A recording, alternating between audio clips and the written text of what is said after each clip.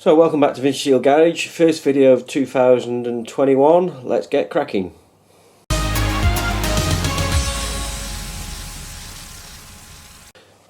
So here we go, first video of 2021 and we've got a few changes happening. First of all, the Dodge Dart has gone, and for Christmas I've got a Ferrari.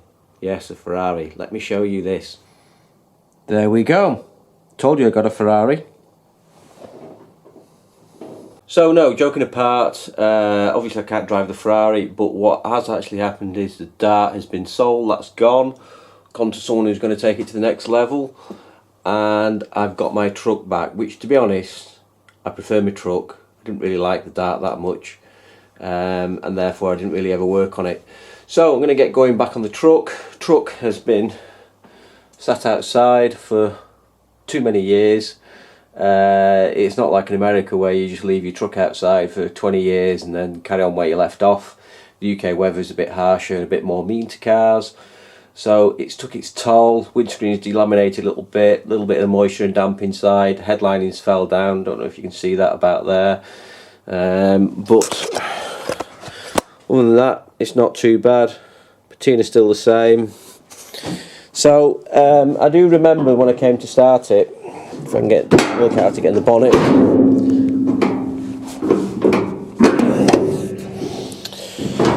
I do remember when I last ran it, which was about 18 months ago, it ran like a piece of shit, and it's still running like a piece of shit. So I suspect there's some shit in the car, because these hoses are actually, what's the word I'm looking for? These hoses has actually perished, and I think maybe some of the rubber has broken up and gone in the float bowl, jammed some of the little ports and orifices in the needles, and that is causing the bad running. So I'm going to sort that out, order some parts from Rock Autos, new plugs, new points, new condenser, cap, rotor arm, blah blah blah, all that, and we should have it running, because this basically has been to Le Mans Classic 3 times for me, which is about 1200 miles. So 3,600 miles, never missed a beat, never broke down. It broke down 18 months ago, not far from my house, so I managed to push it home, and in utter disgust I just left it there for 18 months and said, think about that. So obviously it's had its lesson. It sat outside for 18 months while it thought about breaking down on me. Hopefully it won't do that again. So let's get cracking on that. Oh, and by the way, what I should say, since it's 2021, we should send a fond farewell to 2020, because that was a year no one wants to ever mention again.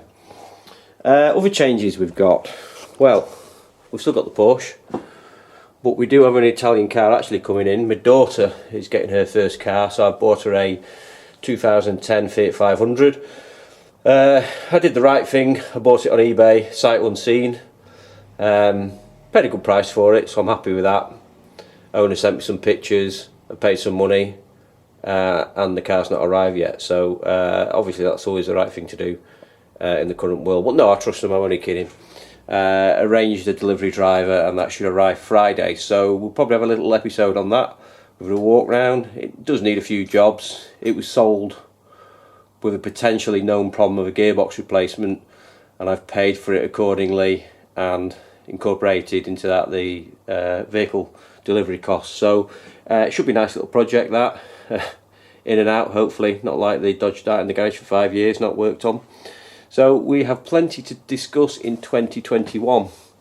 So in the meantime, what are we going to do now? Well, the perpetual question of the garage is a tip. So let's see if we can get that tidied up and motivate ourselves into doing something. So let's get cracking. So when you're on a pickup truck, this is how you solve your garage space shortage. You just basically pile it all up in the back of the truck, and your floor's slightly clearer. Result. Anyway, what I'm going to do now, I've borrowed a compression tester from work, so what I'm going to do, I'm just going to test all the cylinder pressures. I don't suspect anything wrong, but I just thought it's a good starting point with it being mothballed for a couple of years. So let's crack on with that. Okay, so I'm just going to do a compression check on this. A couple of things just to know before you start. probably best to have the throttle wide open. The reason for having the throttle wide open is it pulls the maximum air into the engine as you can. So I've got that held open. Mine's actually not a cable, it's a rod linkage, but I've got that held open with some mole grips, so that'll draw the maximum air in. The other thing to note is disconnect your coil, because you don't basically want your engine starting, and just take one plug out at a time. I've got it on my Lone Wolf 4000 starter here, so I can just click the switch and it'll start, and I'm just going to run down all the plugs and check the readings of them. I do have actually a sticking, well no, it's not sticking, it's actually worn the gears on the starter ring, so every now and again it does sound a bit crunchy, but we'll try and edit that out because it just sounds awful. So let me take the first one out and we'll go down from there. So just take the spark plug out.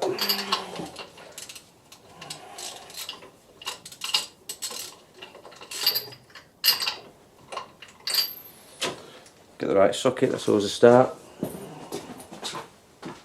There we go. Right, so let's crack this first one out.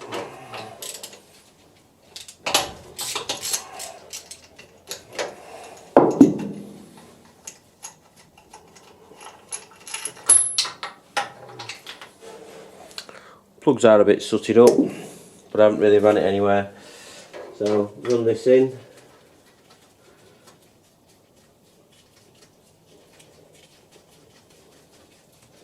You probably want to, you'll get an idea when you crank it over. Just crank it over probably, I don't know, between 5 and 8 times. Get the PSI up on the gauge, you'll start to realise when it's falling off. The main thing is to get a consistent reading across all cylinders. Doesn't really matter what the reading is. So let's see if we can crank this and see what we've got.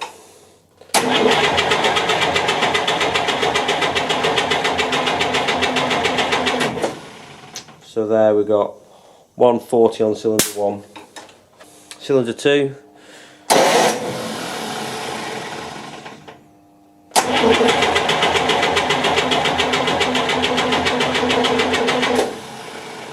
$140 again. Cylinder number 3, let's see what we get for this. Gotta fix that.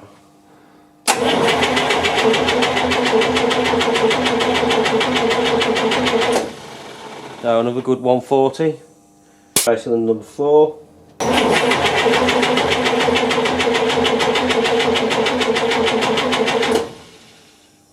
Another good 140. In fact, we're probably getting really 145 there, let's just call it 140.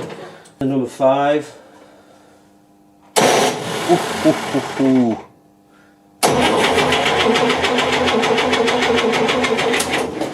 Ah. God, I nearly died.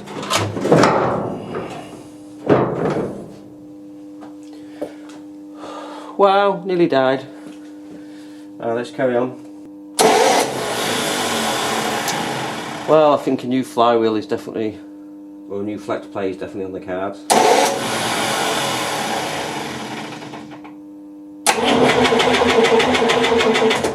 There we go, we sneak that one up to over 145. Come on, cylinder number 6. No crunch, come on, no crunch.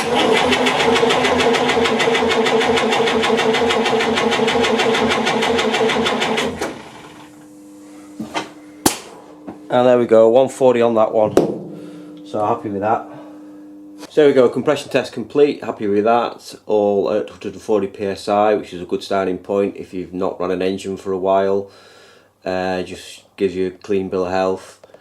I'm not surprised it's still at 140, to be honest, because I had the head off when I first got the car, which is probably only 5,000 miles ago, and had the head rebuilt, had it skimmed, new valve seats put in for unleaded fuel, new valve guides and all new valves, so it should be good really.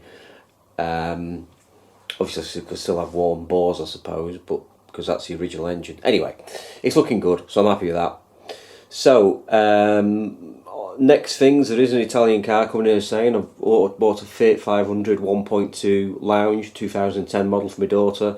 That comes Friday. Hopefully there won't be any bad weather and it arrives here, not in the snow. And obviously bought sight unseen, so that should be a nice surprise when that arrives on Friday. We'll have a look at that. Could be a dog, could be okay. We'll see. and no matter what it is, we'll work it out and get it great for my daughter. Ordered some parts from Rock Auto, so they're going to come in probably a week's time. You know, things like plugs, points, condenser, cap, rotor arm, that sort of stuff. If you like what you see, I've got a variety of cars to work on. Got a VW camper van, got an American 4.1 litre truck, got a Porsche Boxer to do some work on, got a Mercedes 500 CLK to do some work on, and now I've got a Fiat 500 to do some work on. So I'm going to show little bits of all of them throughout the year. I'm going to try and post more videos than I did last year, so please like, subscribe, and we'll have a little bit of fun from 2021. Thank you very much. Bye.